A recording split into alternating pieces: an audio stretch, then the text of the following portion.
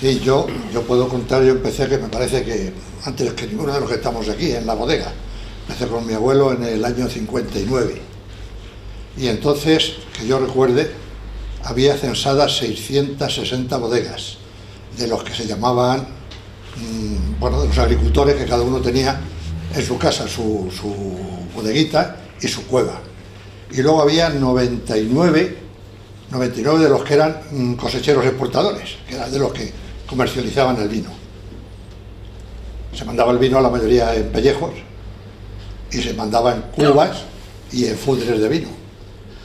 Yo creo que el vino realmente de calidad se empieza a exportar a finales ya del siglo pasado. Realmente, y además creo que el presidente Enrique fue pionero en la etapa suya, cuando se empezó a salir fuera, primero con Marisol Mijares y después con Antonio, pero de una forma más importante, quizás por los años que había, era cuando Enrique, que se empieza a asistir a misiones internacionales, con ir a hacer presentaciones fuera de España, a ir a ferias.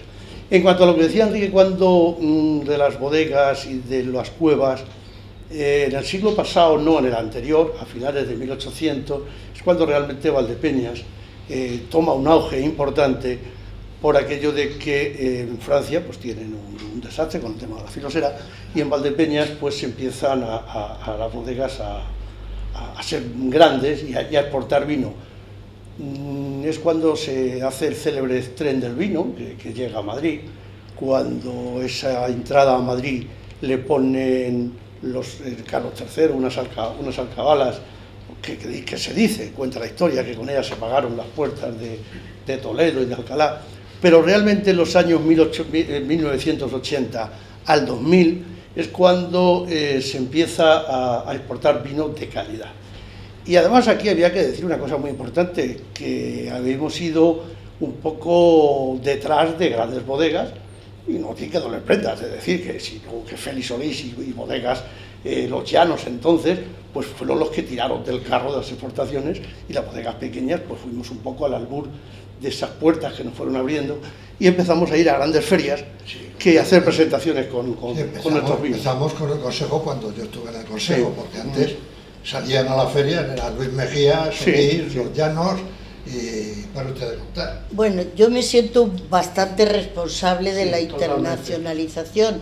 De hecho, la primera piedra de este edificio la puso el director general de la Organización Internacional de la Viña del Vino, Robert Tello, que acaba de morir hace 3 meses, y se acordaba de ello. Recuerdo la cata hecha por el profesor Émile Peinot de los vinos de Valdepeñas, que no se había hecho en la vida en la feria de Burdeos. ¿Pero por qué razón? Porque a mí me impresionó el trascacho, me impresionaron esas cuevas de Valdepeñas, siempre recuerdo el trascacho y a Andrés, y a la vez pensé que eso era posible que conviviera con una salida al exterior por las características del vino de Valdepeñas. Es un vino que era fácil de entender, la gente lo comprendía bien, no hacían falta grandes filosofías, era un vino fresco, carnoso, agradable, sobre todo muy fácil. Y esa fue la impresión que tuvimos en Burdeos. Cuando Émile Peinot comentó esos vinos, que a la gente le sorprendió horrores, porque jamás se había prestado a presentar ninguna denominación española, lo que me dijo todo el mundo es: son vinos placer, gratos y fáciles de beber. Hombre, sí hay que decir con respecto a la historia que Valdepeñas ha sido una de las primeras zonas de producción de este país en el que se hizo el cambio de transportar el vino en pellejo a meterlo en botella. Fue uno de los primeros zonas de producción que eso se hizo, y eso sí que fue un gran lanzamiento a la exportación.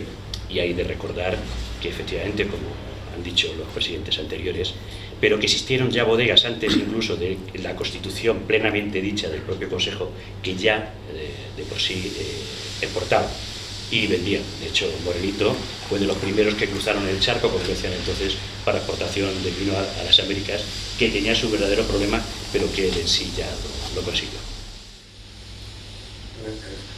Yo creo que en la historia del vino, Valdepeñas está indisolublemente ligada a la historia del vino, porque ya en 1561 le dieron a los agricultores de Valdepeñas la posibilidad de hacer unas ordenanzas para ver cómo se tenían que ordenar los cultivos.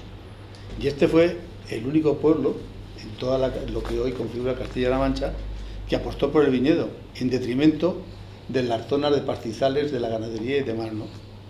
Y posteriormente, bueno, pues la internacionalización, la salida al exterior, pues yo creo que arranca, como en todas las zonas vitícolas de España, debido a dos desgracias que acechan fundamentalmente a Francia, que es el ataque de oidio, que no lo tienen controlado, no lo controlan, y posteriormente el ataque de filosera, que fue mucho más violento que aquí, ¿no? Aquí se produjo también, pero no con la virulencia que se produjo antes, ¿no?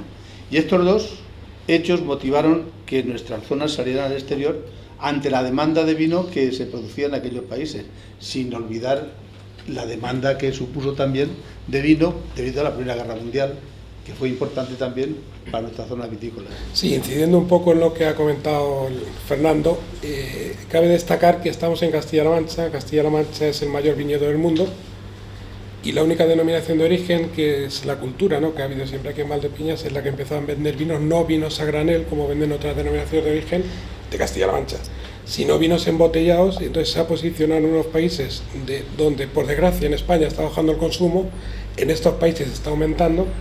Y ya no solo que se haya introducido en estos mercados, en estos países, sino que está consolidando la presencia. Ojalá en vez de 100 países fueran 140 donde exportamos, pero bueno, yo creo que la vocación exportadora de Valdepeñas es un tema muy importante a tener en cuenta.